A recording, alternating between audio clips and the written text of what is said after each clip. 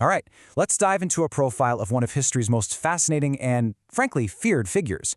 But here's the twist. This story doesn't start with a monster. No, if we use biblical prophecy as our guide, it actually begins with a savior. So, you have to ask, how does a figure like this actually come to power? I mean, when you hear the word Antichrist, your mind probably jumps to some kind of over-the-top, cartoonish villain, right? But the source material paints a much more subtle and, honestly, a much more chilling picture. It all starts not with force, but with finesse. Exactly. The prophecies describe his rise to power as happening not through war, but through words. He's portrayed as this incredibly charismatic political genius, a master diplomat. He basically emerges onto a world stage that's desperate for answers, and he's got the solutions to problems that have stumped humanity for generations.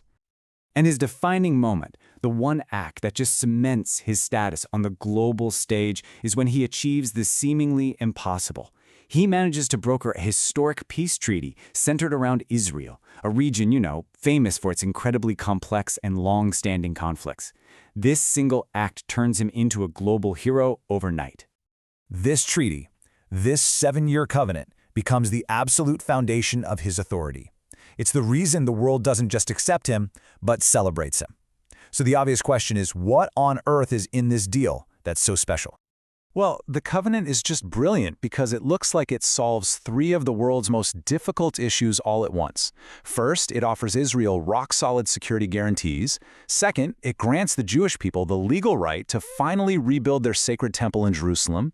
And third, it creates this new global alliance, uniting all these nations under his charismatic leadership. I mean, on paper, it looks like a win-win-win for everybody. And for the first 3.5 years, he plays the part of the perfect leader. The texts say he rules with this deceptive charm, He's quietly consolidating his power, but all the while, he's maintaining global admiration. Worship is happening in the new temple, and he's super careful not to step on anyone's toes. He's patiently playing the long game. But this is where the story takes a really dark turn. Right at the halfway point of the 7 years, the whole facade just shatters. The celebrated peacemaker reveals his true colors, and the great deception begins. He completely breaks the very treaty that made him famous in the first place.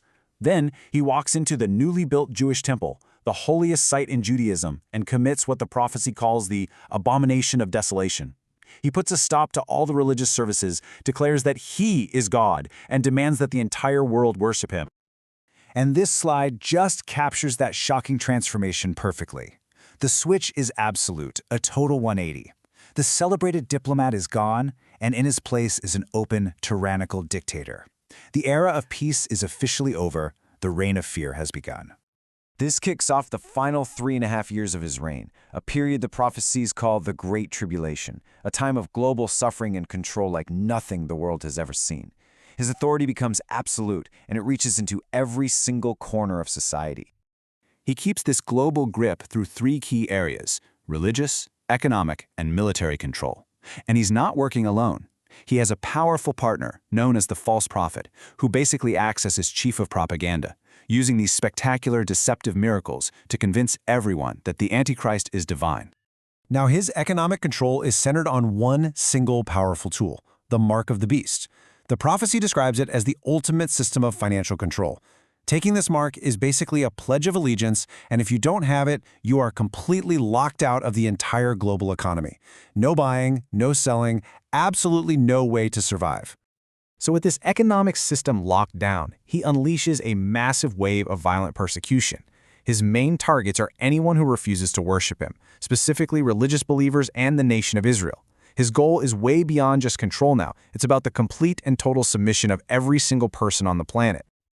But this reign of terror doesn't just go on forever. It all builds to one single final confrontation. A massive military campaign that is said to decide the fate of the entire world. The sources say he gathers the armies of the world for one last battle. And where are they headed? Jerusalem, the very city where his rise to power began. His goal is simple: crush all remaining opposition and solidify his global dictatorship once and for all. This timeline just pulls it all together, doesn't it? You can see the entire arc from the peace covenant at year 0 to that deceptive calm of the first half, then the shocking turn at the midpoint when he declares himself God, followed by his brutal reign of terror. But the prophecy is very clear that his end is swift. At the close of the 7 years, his defeat is absolute, coming at the return of Christ, where both he and his false prophet are captured and judged. So, what's the real takeaway from this prophetic profile? It's the journey itself, right? That chilling transformation from a globally beloved peacemaker to a world-ending tyrant. It's a powerful story about deception and about the seductive appeal of a leader who promises to solve all our problems. And it leaves us with a really critical question. In a world that's desperate for peace, what might we be willing to give up to get it?